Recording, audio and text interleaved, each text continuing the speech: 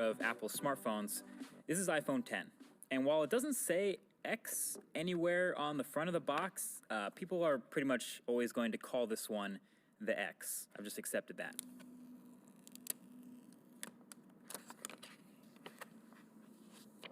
So this is your first look at the unboxing experience, and spoiler, it's pretty much exactly the same as iPhone 8 was, and almost every other iPhone. Headphones, adapters, stickers, it's all in the box, but I guess it's a good thing there's no surprises here. And so you can see right here off the bat, it's a really shiny, chromy, reflective phone. This is the silver one, and you can see how shiny the sides are. The space gray one, though, is a bit more toned down. And so the only thing that was actually new during the setup of iPhone 10 is now you set up Face ID during first boot instead of the fingerprint Touch ID. But yeah, this is brand new, and it's been a couple weeks since we last saw this phone at that Apple event, so seeing it again for the second time is kind of a reminder of all the things that are new about this thing.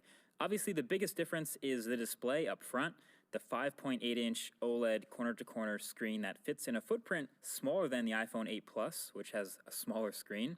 So naturally, pretty much all the focus is going to be on that, and the notch at the top, and how apps handle it, etc.